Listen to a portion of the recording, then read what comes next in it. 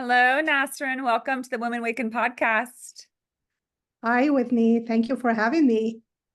It's a beautiful gift to have you on the show. I was just recently a guest on your fabulous show, Nas. Your show is the Pathway to Lasting Joy.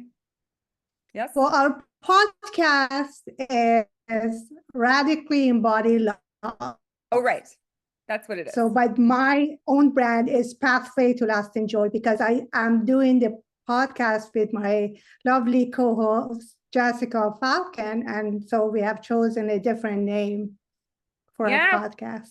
We know Jessica. Jessica was a guest on the show a while back. We had a blast. Yes. That was a fiery, fun chat with her. Yes, she has a fire within her for sure. She does. Yeah. And now I'm excited to explore with you some of your work, your story. You have a beautiful story that you shared a bit of when I was a guest on your show. So, Nas, I'm excited for you to share with the audience. Let's start with how you got here because you have an interesting background. You were actually a former NASA engineer in a past life.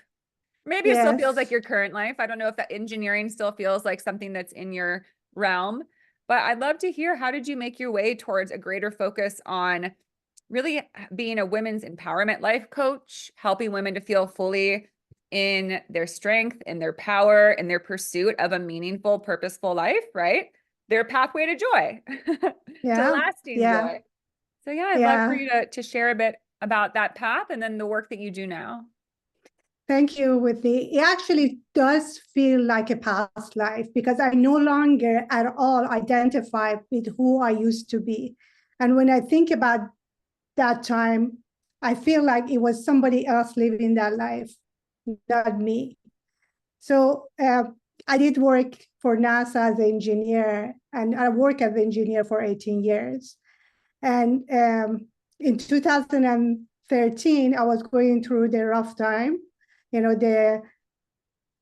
My marriage was rocky. I wasn't sure what's going on, but I felt that I was very unhappy. And I remember thinking, I have done everything that I was supposed to do. I went to grade school, I got great education, I got married, have 2 kids, beautiful house, all of it. Why am I not happy? What, like, you think if you follow this path that you've been told, if you follow, there would be a time that you feel peaceful and joyful and all of that, but I wasn't there. And my initial way of dealing with it, which I think is most people go that route, was to put my attention out there and blame my marriage, blame even my job. Maybe I'm no longer enjoying that.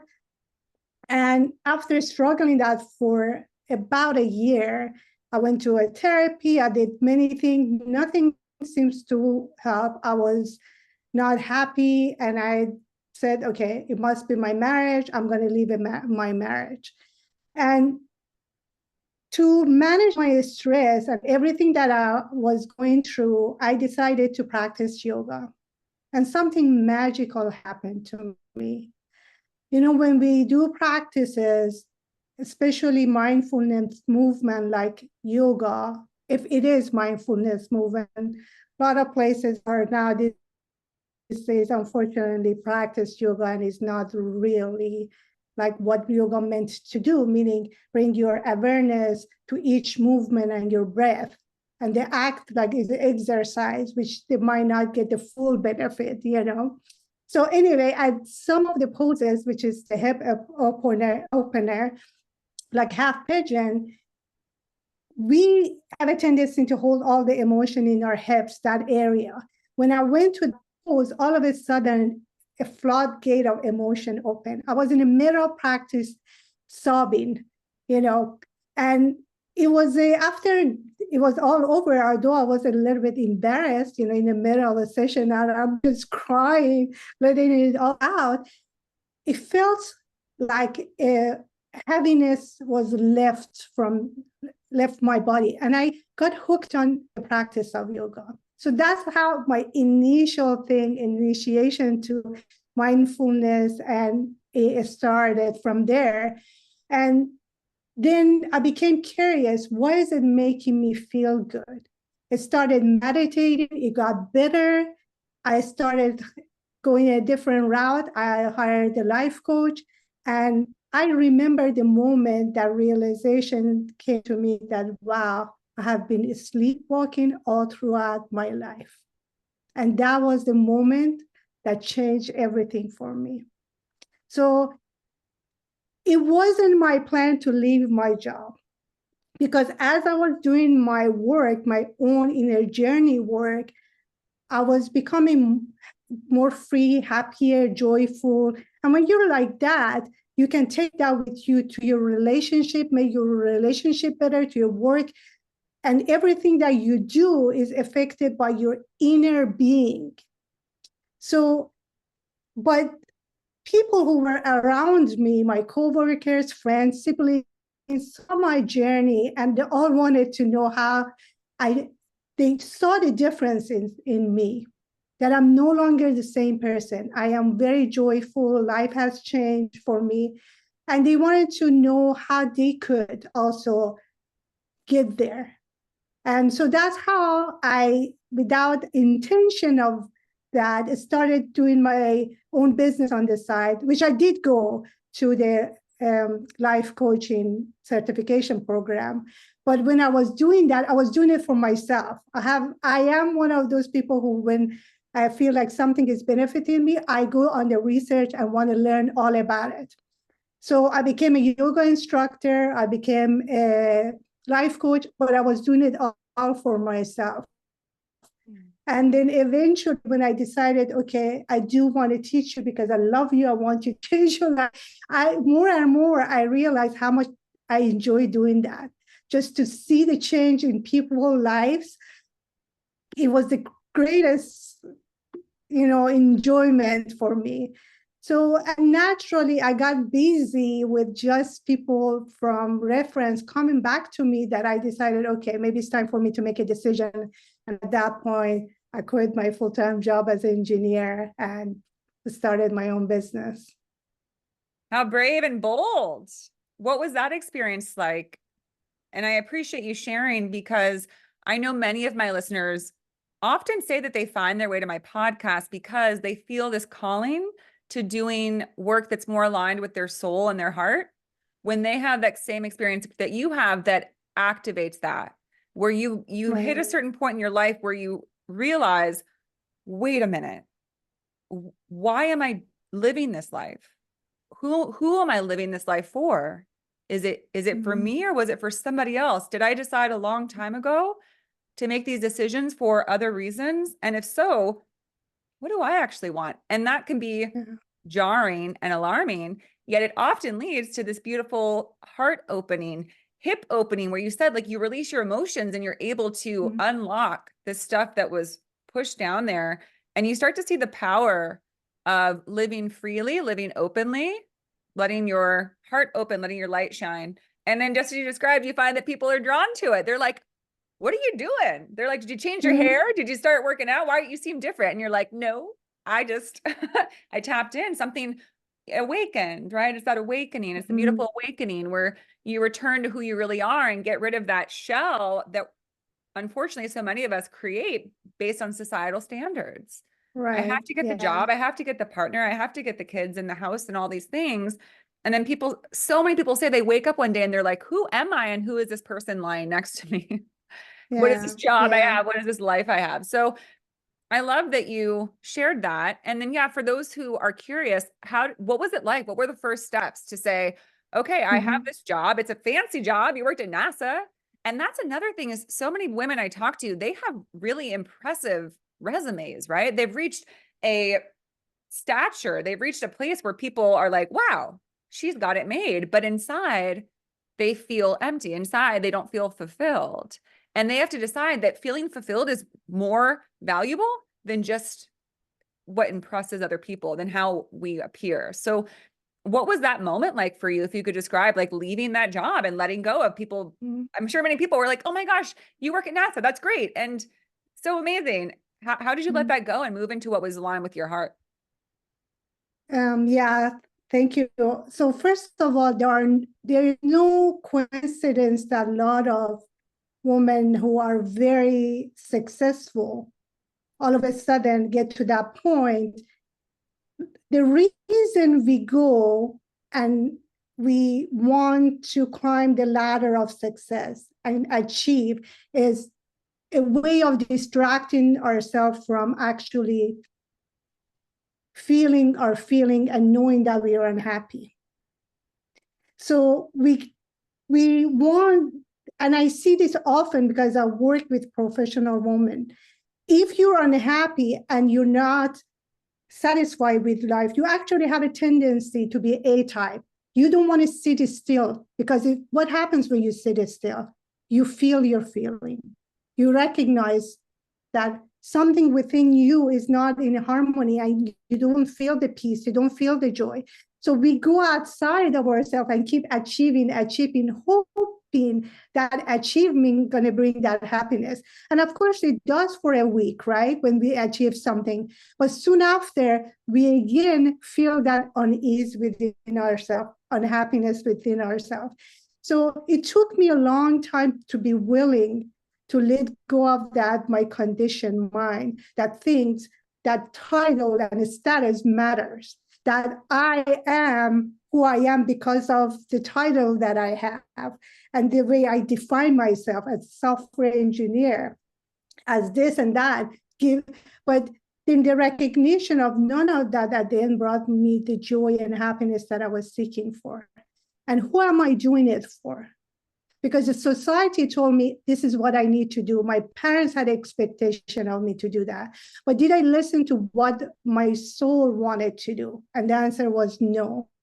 So my journey started in 2013 and I quit in 2018. So it wasn't a easy journey. For 5 years, I was listening to that voice that said, you spend so much time, you have a fancy career, you have great insurance, you have great money, you have security. Why do you want to leave that, right?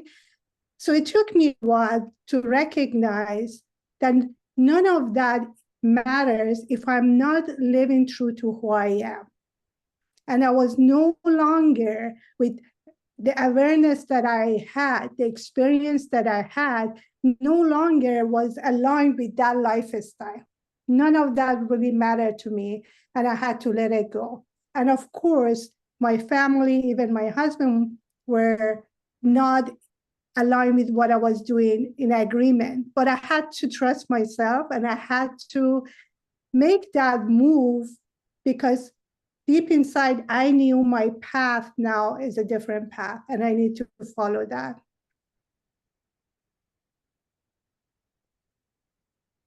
That's so fantastic. What an incredible, brave journey. And I'm glad that you made that leap. And in the work that you do now, Nas, what is it that how do you start with women who are trying to figure out what will actually be fulfilling to them? What actually brings them joy? What is your approach and your means? I mean, it sounds like women are drawn to you, and we find this more and more as women specifically allow for their innate gifts to come forward, which I believe is aligned with intuition, with a natural nurturing nature that wants to help others, that wants to recognize that we're all connected and that we don't have to compete with one another. We don't have to force things. So I'm sure the case with you, as often with me, is that people find you who are just ready. They're ready to just sort of speak and explore things that they've already been sensing. But just as you said, they have all these check marks that they don't know how to let go of. Well, but I have this job with security and I have money in the bank and I keep making money and I have a nice house and I don't know how to look at these feelings that are telling me that I have a deeper calling. But what do you tend to take as the first steps with these clients of yours? Yeah. So just to, everything is energy. So the way we attract people is through our energy. So often when I'm in places that I'm talking to people, they even tell me, I don't know why, but I'm sort of attracted to talk to you, go deeper. Then they ask what I do, and then all of a sudden the light bulb goes on. Can I work with you? It's just because energetically they're in a place that now they're ready. their soul is seeking, and now they see energetically in me that I could be a guide for them. And usually that's how I start, and I get a lot of references from my previous clients who have achieved what they wanted to do. But it doesn't matter if they come to me because they're unhappy in their relationship, they're unhappy at work, is it, or whatever that might be, is the same work. Because when you do the work, and I always tell them, you can choose one area of your life, but it's going to affect the wholeness of you, because it's going to change something within you. Therefore, it's going to affect all aspects of your life, even your health, without you, because part of our journey of becoming a whole is paying attention to our mind-body alignment. And that's where the ease and health come from. So we always start with, I want to know, what is it that if you could just have a magic wand and want to create the perfect life, how would it look like for you? So that's where we go first. I want to know what is their deep desire. If you don't consider money, that you think, oh, I have to keep this job because of the money, or anything else, if you just couldn't have it all, how would it look like? And it's interesting when we talk about that, what shows up for them. They even sometimes say, wow, I never thought about that, but that's exactly what I want. Why they couldn't imagine it? Because they had all this limitation in their mind about who they thought they were, and they could not achieve anything different. Or then why they don't have what they desire is because they have blocks to that. Because if we clear, we can really manifest consciously what we want. What are the blocks? The blocks are the limited belief that without we knowing is ruling our life, unfortunately. If we don't fully believe that we deserve something, energetically we cannot attract what we desire. If our focus and attention is what we don't have, we create more of the same when we in our life. So we go deeper. Bulk of my work is inner child healing, because what I know with my own experience and what it helped me is going back and removing all the block that was created as a child, because we make meaning out of the events of our life. And trauma causes us not to experience our life now the way we meant to experience it, because our own perception, the lens that we have because of those beliefs, causes us to not have harmony with what is, and create this harmony in our life without us knowing that. So removing that and going deeper, and for my own experience, through my own experience, when I had the realization that all those childhood experiences caused me to recreate, and I saw the pattern energetically in my life, because I believed that I'm not lovable, because I deep inside didn't believe my needs matter, the way I communicated affected that, the way I would meet people, the way my relationship was, the way I would not put myself first. And all of this, when I became aware of that and changed that, all my relationship changed. Everything in that, I became who I'm meant to be, and see my own worth and value, not because I had a degree, not because of I had money. None of that mattered anymore, and became really, truly to get to know myself. And we all inherently were born with love. We all love, and we are worthy of anything that we want, but it's just that awakening within us needs to happen. Yeah, that shift from feeling that we need to rely on externals to realizing that we have infinite worth and value within us.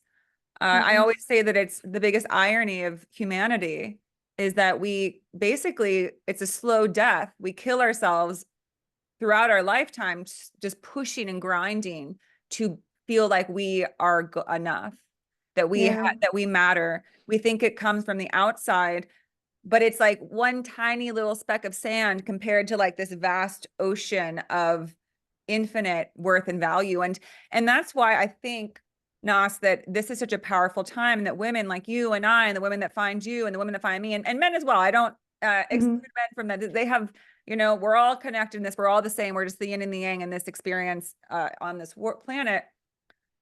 But that we're all coming to what's been sort of calling to us deep down in our souls that says, is this really how we're meant to live? Is this really the truth? And we're starting to collectively say, I don't think so. And so more of us are allowing these openings through our heart, right? Through our, you know, lower chakras that have been shut down with, no, this encapsulates who I am. These external factors define me, and we're breaking out and we're saying, no, it's not Mhm. true. And Yeah. we realize that we don't have to do what we, so it is, so the inner child work is so crucial because we're given these messages from the time we're born. A lot of inner child work is trying to release these strongly held beliefs, false beliefs about ourselves. Oh, I'm not, I don't fit in, so I don't matter. I don't look how I'm supposed to look, so no one will love me. So we spend our lives grinding away trying to right these what we feel are wrongs about ourselves, and totally ignoring this infinite beauty within us. So those of us who are called to this work are saying, see it, know it from the moment you're born and through your whole life, that you don't need anything. We don't need anything. And that is such a distant concept to most people. Most people Yeah. say, what are you talking about? We need a Yeah. million things. No, you don't need anything. And the more of us that open ourselves to this work and connect with other people, we're each kind of, again, like opening ourselves to share this light. And I think we're seeing a transformation on our planet, because it's Mhm. not going to take that long, because that way of living is much more preferable than the way we've lived so far, right? Yeah. Knowing your inherent worth and value, how nice. You can Mhm. just be at peace without Yeah. anything around you falling into suit, right? You don't need a partner or a position or a place or a thing to feel right within. But right now, most humans do. We're like, Mhm. if I don't have the job and the stability, I'm going to fall apart. My self-worth, I'm embarrassed, I'm shameful about myself. That's a delusion. It's a delusion we've Mhm. created. And so those of us, we really are kind of trying to guide people back towards the truth of who we are. Right. And you know, I truly believe, Whitney, that if we all individuals do our work, that's the only way we can change the world. If we remove our inner conflict, we cannot create conflict outside of ourselves.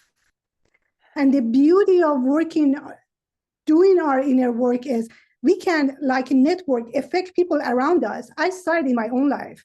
I was doing my job, but I was witnessing my husband changing at the same time. And I remember even thinking, how is this possible? I am the one that's spending all this time doing the work, but somehow he's also changing, because why? Energetically, you affect people that you are in close with. That's why it's so important who you hang out with.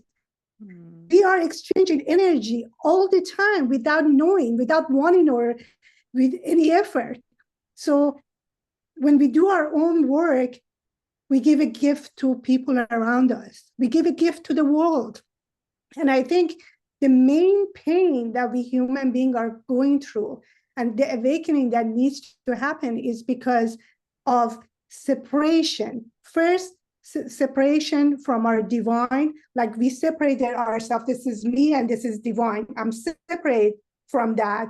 And this second is the separation from each other, the illusion of separation that is causes us to harm others. And so all of this is need our attention to go within and do our own work, and one step at a time get to that place. And you know, I know you know it. So, but I'm saying it for the audience that it's so worth it. I have never been so happy and peaceful in my life, even though I'm going through challenges in my life. Because I surrender and I have this trust in the flow of life that allows me now to live in peace and harmony with life. Yes, yes. And that is such an invaluable gift and experience. And it's just true. It's just what is that the more that you trust, because here's the thing that I've realized is the more you open up to and surrender to what is and to the flow of the universe and divine timing, whatever you want to call it, you open up to the universe, but the universe also opens up to you in terms of Universe is always open to you, but you don't pick it up because you're not open. We have the block, but universe already trying so hard, you know. And so in that sense, it's just we need to do our work. We already have the support of universe, but we can't receive it because we are blocked. Totally. We don't notice. And it's sort of, I always speak to how if you decide that you want to ask for guidance, if you decide, okay, I think I might have some angelic guidance, some spiritual guidance around me, I'm going to just declare it and say, hey, I'm open to messages. Messages will come in. The guidance around you, the greater unseen, the universe, source, whatever you want to call it, is just like you said, it's always got its doors open. It has 1,000 messages for you all the time. It's speaking to you. It's speaking to you through the people around you, the animals around you, the events around you, the songs around you, but we don't listen. We just call it just physical stuff. We don't realize it's all a message. But when you tap in, you realize that we're being guided and supported all the time and protected, and that everything is truly happening for our highest good. Even the things that we deem unfortunate and undesirable, it's just a means to get us to where we say we actually really want to go. And I've been there where it feels like, no, this should not have happened. But always in hindsight, I say, okay, if that hadn't happened, I would never have learned this deep lesson or released this deep pain that I didn't know was sitting in there. So it really is, when you surrender and you trust, it's not easy, but that's why it's important to find others who are on this journey, because you can go to them and you can say, okay, I've gotten some really shocking news. I've had this unexpected event happen. I want to be in my trust. I want to open my heart to surrender to this event, but I am a little nervous, scared, reluctant. And it's tough. I don't know if you've had this experience, but as I've shifted onto a more spiritual path, the people I knew in my past life, they don't speak that language. They speak more traditional terms, and I don't relate to that anymore. So I try to find my people who hear my words. You know, they'll say, yes, I hear you. I hear you. Just trust, listen to the guidance, listen to the messages. And I think that's why more and more people are coming together. The people that find you to work with you, the people that network together, you and I connecting, because we're all forming what I call a harbor. Like all these souls are coming into this harbor because we're ready to commune together, to mobilize and allow for this shift to happen. Because the more that people mobilize, then people can be drawn. Imagine how big that light gets, right? Yeah. So find your people, because it's very lonely. We can say, okay, I'm just going to trust, I'm going to surrender. But if we're doing it in isolation and solitude, and we're still connected to old ideas about why things happen and that certain things are bad and good, we're going to feel scared and not great. Right. And so it's great to have a group. I call it a Sangha, the place that I go, that I know I can be received and they can really hear me. And there is no judgment, right? And that's the beautiful place to connect with people. So yeah, it's definitely important. The other thing I want to say is, you know, we learn through our relationship. Relationships are catalysts for our growth. Yeah. And when we create those deeper connection, soul to soul connection, we help each other to grow to our next level. So it's really important, as you said, to find your community that you feel you are not judged. You can openly speak your heart truth And even so, there's this trust that you don't even have to be right. There's no such a thing, but they will receive you with openness and they hear you. And we all need that connection to grow and to move to our next evolution. Basically, we need each other for sure. We do. We need each other. And that's also an important message to broadcast and encourage, because we do have this very individualistic mindset, especially in the US, where it's, you focus on you and yourself and what you're doing so you can rise up and you can reach great heights. And there's nothing wrong with that. Yet we are meant to be in communion with one another. Absolutely. The pandemic taught us that in isolation, we don't flourish. Mm-hmm. It's Yeah. challenging. We're meant to have a shared experience. We're meant to work together. And I truly believe that we'll eventually make our way back to more village community type living, where we're all working as one and not these like Mm-hmm. separate structured homes and families and saying like, Mm-hmm. this is me and mine and I only worry about them. We want to be open Yeah. to all connections, to all people. Yeah. We thrive in that. And I think that that's, they say that loneliness is, one of the greatest killers, maybe just Yeah. behind stress, because we're so Mm-hmm. stressed and lonely. Why? Not only that, the more separated we are, the more we can be controlled. And that's the system we're in.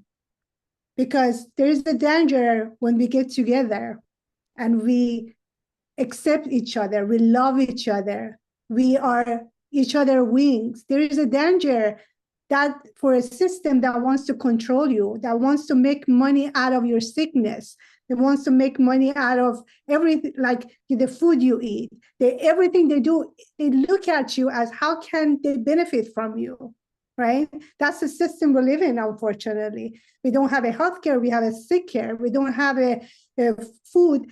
Food is supposed to be our medicine, but most food, when you go out there, is a poison. So all of this is how, if I'm in the commune and I'm sharing with you that, and you see me, and I say to you that the way that you live is going to get you to the place that you're going to hit the block.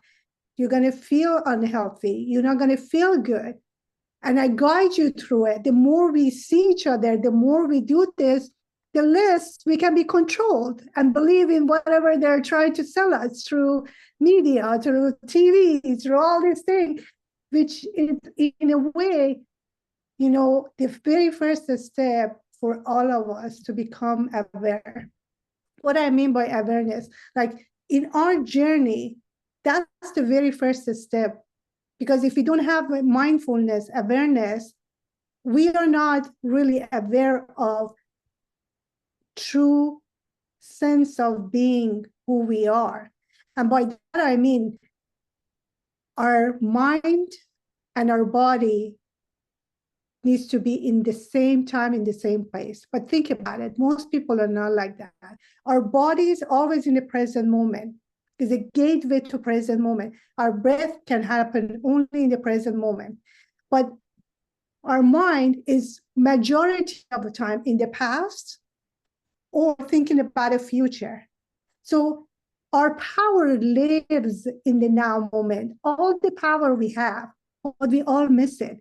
That's exactly when you were saying we miss the guidance, we miss the help that is there for us because we're not here in the now moment. We can only access that guidance, that power, when our mind is aligned with our being in a wholeness, and then we can pick up these things. Why do we miss all this? That's why I say universe is trying.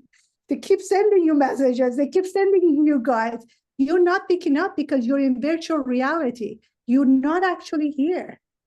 When you are spending majority of your time, because I did, because that's why I said the moment I realized I was sleepwalking, I was constantly thinking about past, or I was heading in the future. I was never living in the now moment. That's a virtual reality. You're going over your experiences, then recreating the same experiences. That's not a reality in the now moment. So the awareness of that, and keep bringing yourself every time you notice your mind is wandering, bringing it back is the key for us to be able to access all our inner power and access all the guides that are there for us. Yeah, absolutely. And that's another thing, is that in our world today, it's so easy to be pulled out of the present moment. There's a lot of encouragement. There's a lot of messaging constantly bombarding us saying you should be worried about this, or you should feel sad or bad about what happened in the past. It's like this big focus on scare tactics, because just as you said, we're in a profit economy where all we worry about is profit over people, profit over everything. What creates the greatest profit is to scare people into spending their money. How else are you going to get them to do it? They're not going to do it if they feel safe and healthy and well. It's very disconcerting. Yet, just as you described, stay in the moment, stay in your knowing of yourself. When we get caught up in the fear and even the anger, right? I'm a big proponent of, as you spoke to, yes, that is the reality of the way the world is now. But if we want it to be different, where we feel more secure and more autonomy, we don't need all these things. We don't need to spend all our money to try and be healthy. That's ridiculous. We can be healthy without anything. Doesn't take a lot of money. When we just focus on that in the present moment, in the now, rather than saying, oh my gosh, this is really terrible that this exists and this exists, then we're giving our energy to that. I often say that, I had to shift, because about like 5 years ago, I was in that phase of like, we need to rage against the system and we need to like change all these different sectors and we need to get activated. And that's fine. However, like everyone has their own right and their own approach. But I thought, if you want to see change, don't get mad at what is. Put your energy into what you want to see, not in what you don't want to see. If you're mad that all these corporations make billions of dollars and don't pay taxes and keep siphoning all our profits, then do more of what you want to see more of, which is maybe buying from local businesses, maybe starting your own garden, little things like that. That's where change happens, because that's when people disengage from the systems that we're giving all our power to. Those systems only exist because we created them and we continuously give our power to them. They don't have power on their own. It's only because we all tie into it. Real change happens when we take back our power, just as you said, in the moment, and then say, what will we do with it now? I want to create something beautiful that allows everyone to have access to everything they need. Sounds good. Let's do it. Don't argue with people who say, no, no, no, that's not possible in our world. Is our world really functional right now? No, our world is dysfunctional. So don't let people tell you that it's just the way that it is, or that it's working. It's not working. It's working dysfunctionally. So yeah, I just want to really support that notion that, again, so many of us that are coming together, we're creating a new way of being on Earth. And don't get anyone else's permission. Just do it. Just start doing it. And more people will be like, that looks nice. I'm really big into the phrase lately, attraction rather than promotion.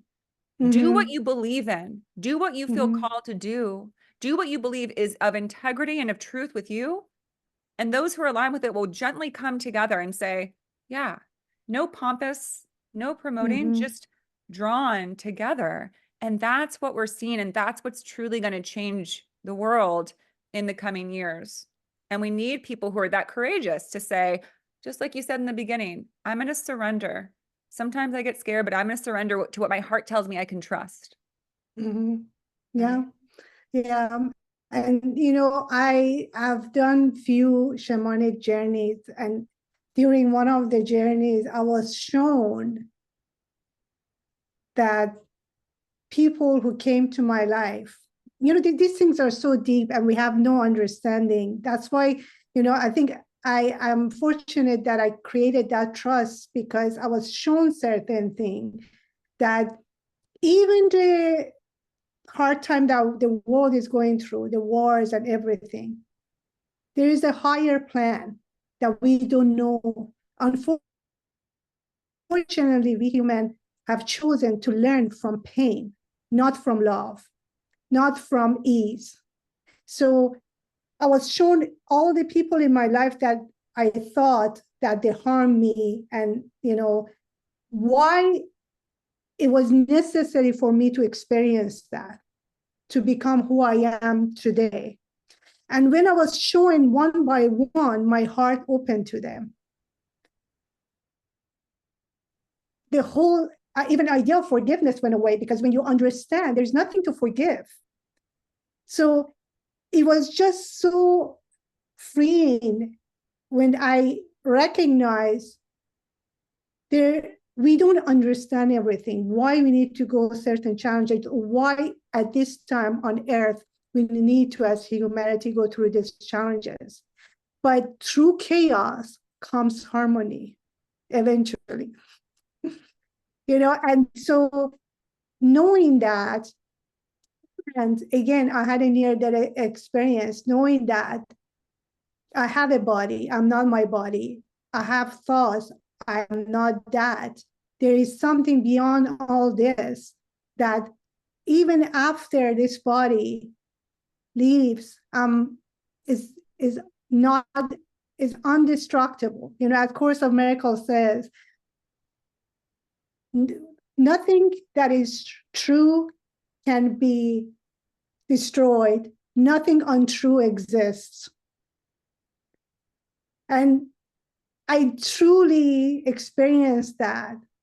And that's why it's easier for me to surrender, because I have built this trust in this universe, that even though I cannot get, even though I don't understand, I know there is a reason for everything that happens.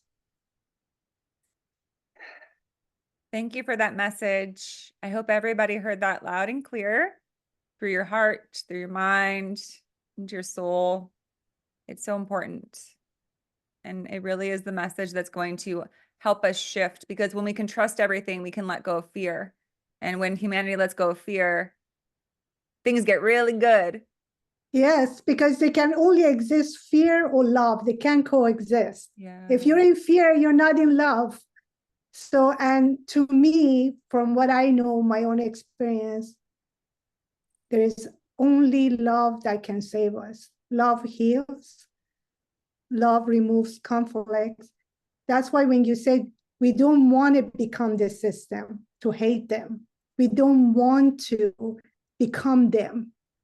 Because what's the point of that? If you look at the world, all the revolution that has happened in so many countries, the people who took control became the oppressors again, right? So they were rising against what they hated, but they became it.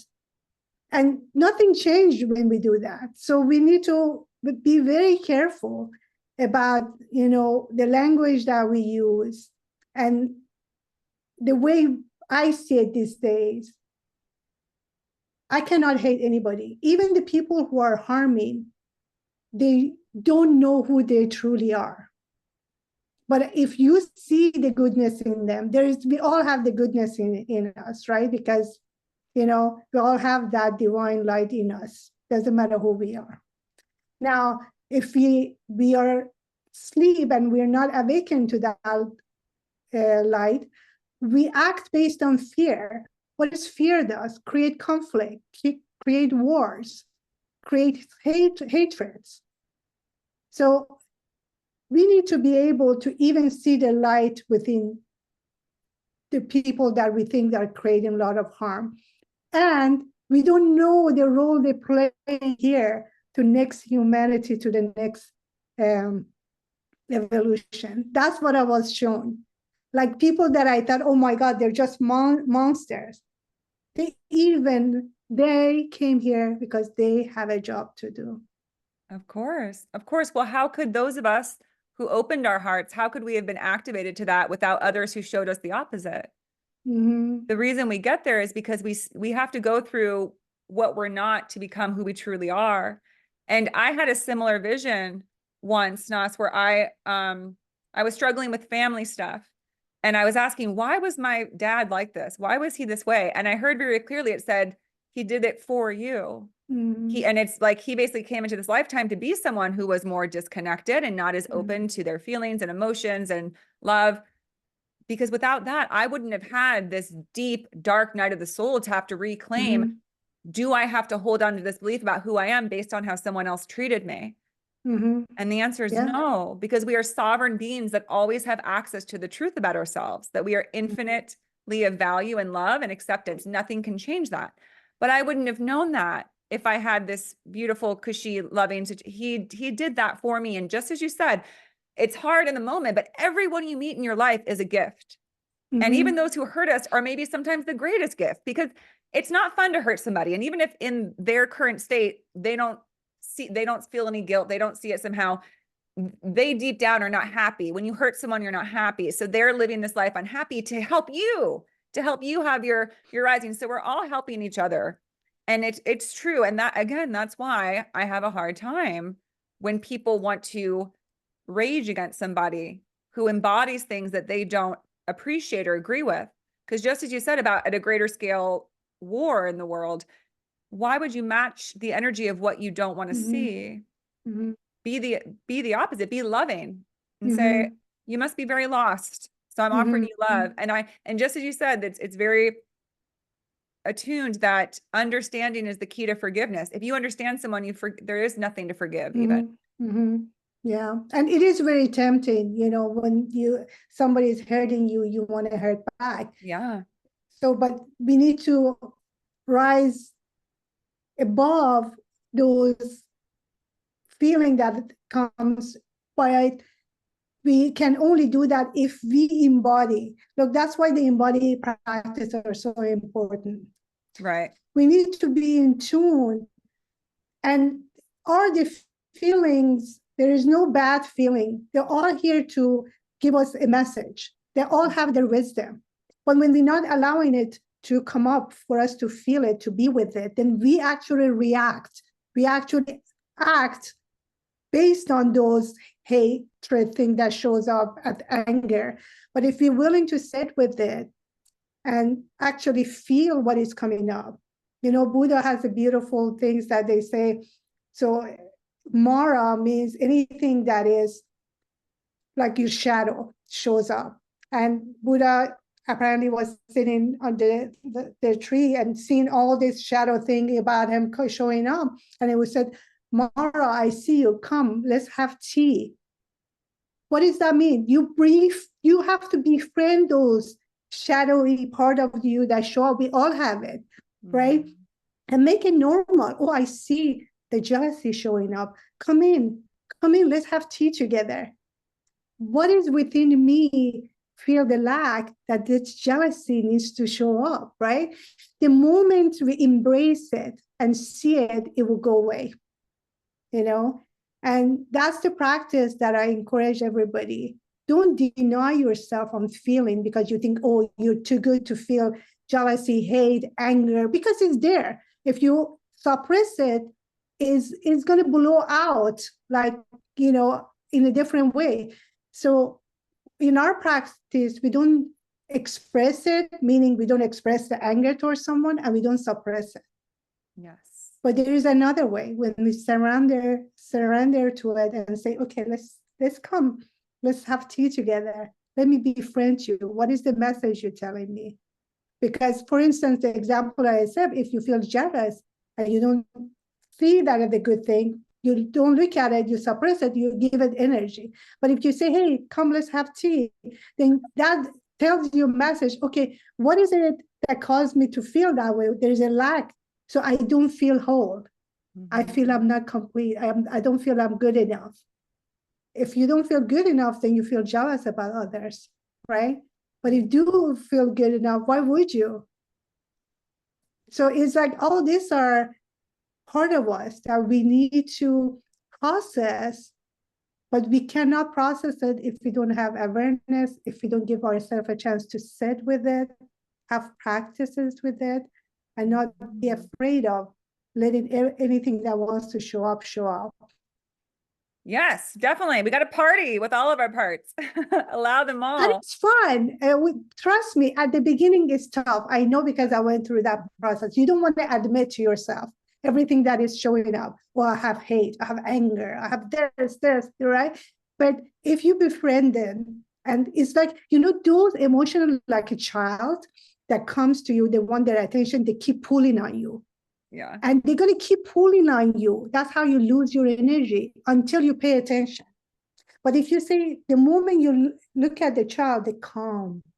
They feel noticed, heard. Your emotions are the same thing. Yes, absolutely. And once we embrace all our emotions, then we're not afraid of them. Because just as we don't want to be afraid of the world around us, we certainly don't want to be afraid of ourselves.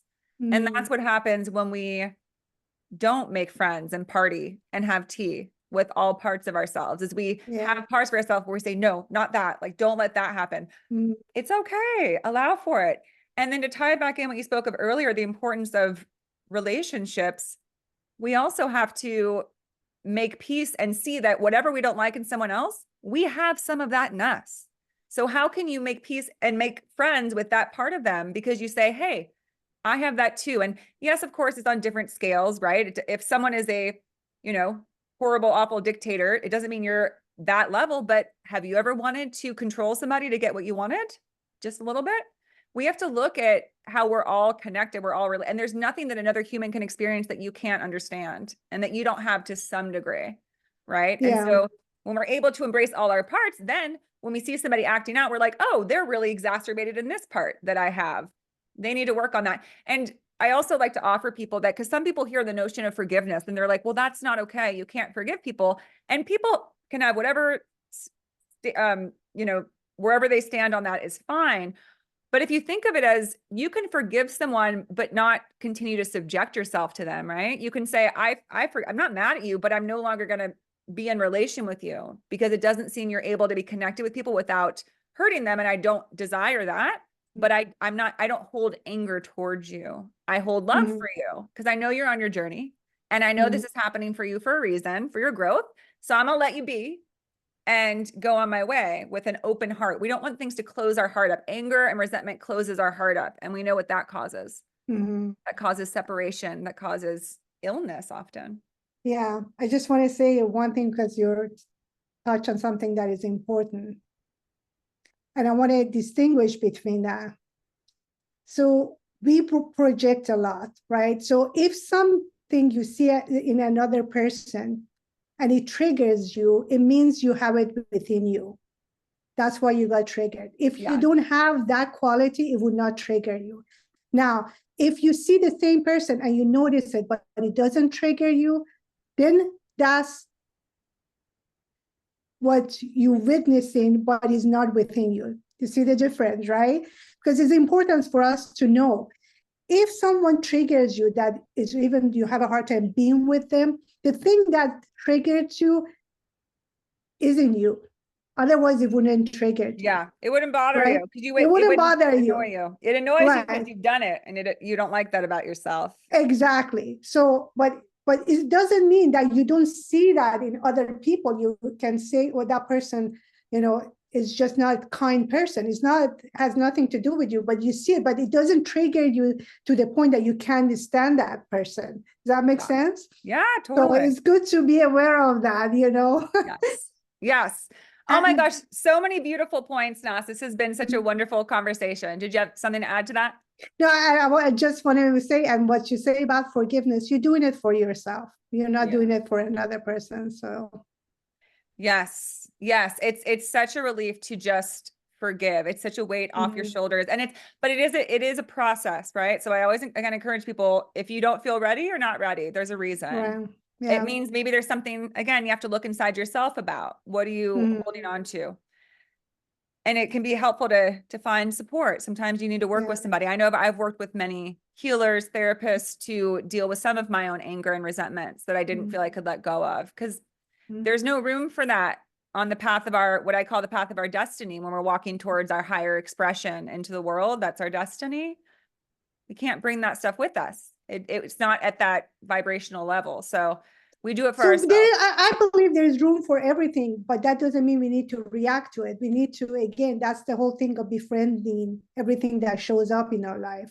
Yes. But when we do that, we process it and let it go. We don't let it affect our way of being and the way we act. Yes, exactly. Well, Nath, this has been such a beautiful conversation. I appreciate you bringing your wisdom and insights to the show. If people listening would like to learn more about you and your work or potentially connect with you, how could they do so? So Pathway to Lasting Joy, look me up in IG, Facebook, my website, pathwaytolastingjoy.com.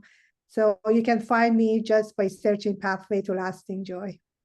Beautiful. Beautiful. All right, Nas, we'll have a lovely weekend. Thanks again for Thank you. being on the show. Take care. Thanks.